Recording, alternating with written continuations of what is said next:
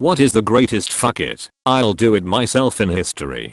Let's not forget that Isaac Newton ran out of math to work with and was like, I guess I'll just invent calculus then. Otis invented pretty much what we consider the modern elevator. Nobody was convinced it was safe, so he hoisted himself up extremely high and had somebody cut the cable with an axe to prove how confident he was that the elevator was safe regardless of almost worst case scenarios. In 1888, Alman Brown Strowger, an undertaker, noticed he was losing a lot of business to the other undertaker in town. He found out that the other undertaker's wife was a telephone operator, and when she intercepted people asking to be connected to Strowger's funeral home, the operator would route the call to her husband's funeral home instead. 3 years later, Strowger patented the automatic teller exchange, a system which allowed telephone users to make calls without the need for human operators, single-handedly destroying an entire workforce. Cliff Stahl, the cuckoo's egg, noticed weird traffic on his university servers. No one believed him that there was any risk occurring. Ended up uncovering a major hacking attempt to steal missile designs and basically created internet security. I think it was missile designs. It's been a long time. Jon Snow, not that one, the father of epidemiology. No one believed him that the cholera outbreak in what is now Soho was because of a contaminated water pump. He broke it. They arrested him for vandalism and held him until the outbreak suddenly ended. Edit, corrected the location. Probably the time Nando Parrado and Roberto Canessa decided they couldn't wait around any longer and legged it for 10 days across the Andes with no warm clothes, climbing gear, or food except some scraps of their dead friends stuffed into a sock. They finally found someone out in the middle of nowhere, Sergio Catalan, who rode horseback all night and then took a bus to get some help. The mountain climbers had come from the wreckage of a crashed plane that everyone had been looking for over 2 MOs. They needed help for the other survivors who were injured and starving. They saved 14 of their friends. It's gotta be Amo Koivunen. He was a Finnish soldier in the Second World War when the Finns were trying to reclaim land from the Soviets. He got separated from his unit mid-war in the middle of nowhere. He was the one tasked to carry the drugs they held in case of injury or tiredness, one of which was Pervitin, which was literal meth in a tablet form. Instead of just taking 1 or 2, he downed the whole bottle and went on a weeks-long methed up rampage. He got hit by a landmine, evaded Soviet soldiers, caught a bird, and ate it raw, all while on skis. He finally made it back to finish lines where on arrival, he weighed only 90 pounds or so, and had a heart rate of 200 beats per minute. He ended up living for another 45 years. Edit, here's an article if you want to read more, and see a pic of his unyielding stare. Brian Acton interviewed at Facebook, and got turned down. He said fuck it and built WhatsApp. Several years later, Facebook bought WhatsApp for $19 billion. Edit, here is his tweet from 2009, the day he interviewed. I'm getting this framed for my desk at work. Maurice Heilmann invented over 40 vaccines during his career in the pharmaceutical industry. In 1963 his oldest daughter caught the mumps. He cultured a sample from her, developed a vaccine, and injected it into his younger daughter. That vaccine is still in use and has saved millions of lives.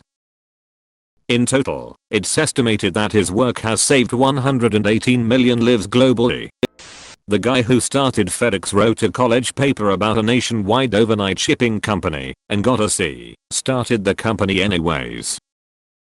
Later, after he started it, and it was struggling, he couldn't get a loan and the company was almost bankrupt, and he bet next week's payroll at the casino on roulette and won.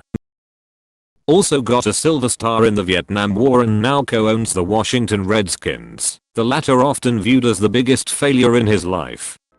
Leo Major, he liberated an entire village from Nazis by himself. He's one of the handful of super badass soldiers you sometimes hear about from WW2.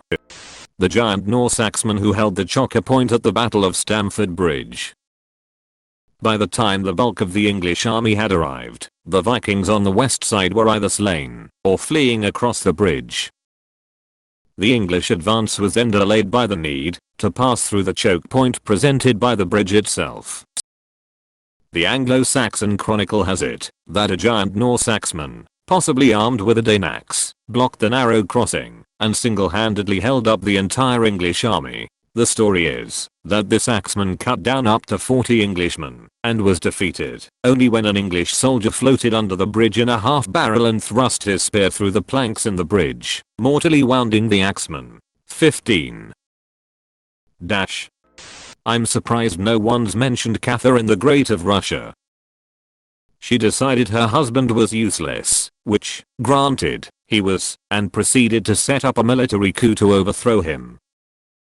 Even with the plan being discovered early, she dressed herself in military garb and marched with her new army, which had just sworn loyalty to her, down to Peter's palace, where he was forced to resign the throne, all without a single drop of bloodshed. At least until Peter turned up dead sometime later under shady circumstances, but honestly for a military coup it was pretty non-violent. If saying fuck it, I'm ruling Russia myself isn't great, I don't know what is. I mean, it's right there next to her name for a reason. Not a very old story. Manji or the Mountain Man lived in a very remote village of India whose route to nearby was blocked a mountain and hence villagers had to climb it every time.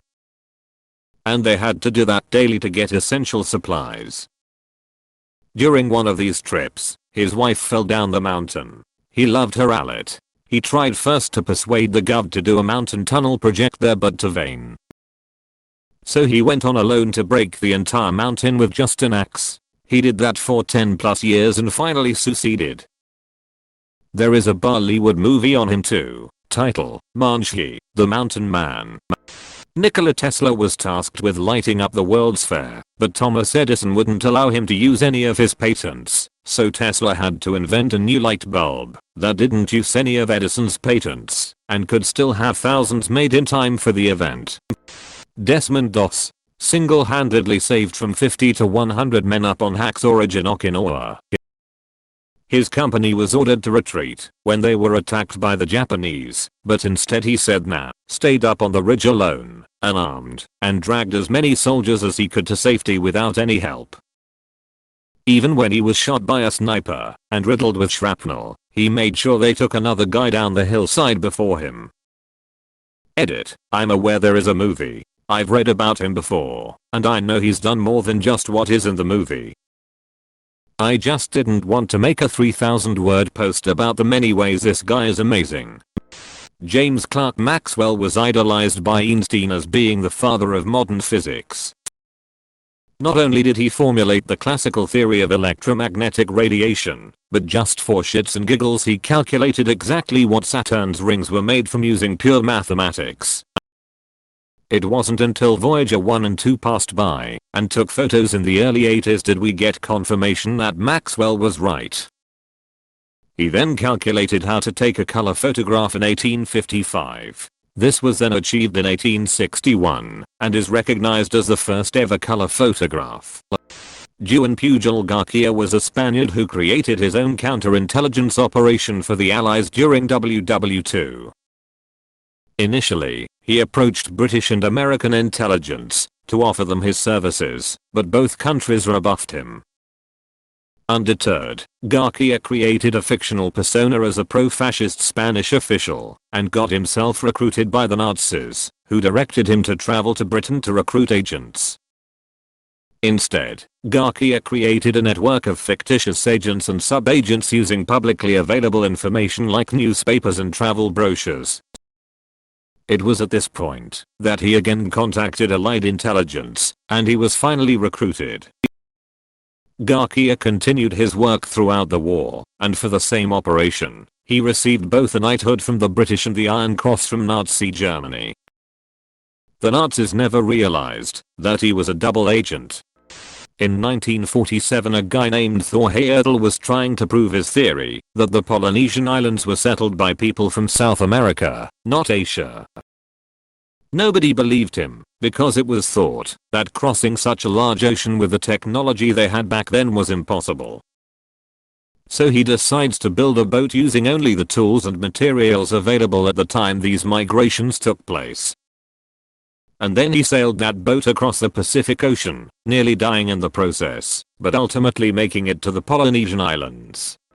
The doctor stationed in Antarctica that removed his own appendix got him. When Nintendo turned down a collab with Sony. Then Sony said, fuck it, we'll do it ourselves. The rest is history. The first thing that comes to thought here is the Louisiana Purchase. Congress planned on buying a small piece of the available land, but Jefferson used some interpretation fuckery to double the size of the US without congressional approval. Seward's decision to buy Alaska from Russia. When Julius Caesar decided to just up and fucking march into Rome to declare himself the military leader. Henry VIII couldn't get his way with the Pope, so he made the Church of England so he could do what he wanted. A man who was a tractor mechanic company owner made a good chunk of money and bought a Ferrari. He felt that the car wasn't as good as it could be and it wasn't very comfortable, so he brought his complaints all the way to Enzo Ferrari, the owner of the company. Enzo insulted the man, saying a mere tractor mechanic didn't know how to make a sports car. That sparked a rivalry that lasts to this day. That man was Ferruccio Lamborghini.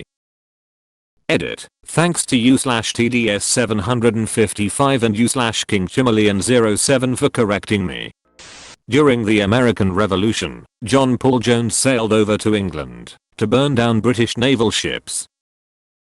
He succeeded, of course, and made back safely. After the revolution he was even pardoned by the town that he burned most of the ships in.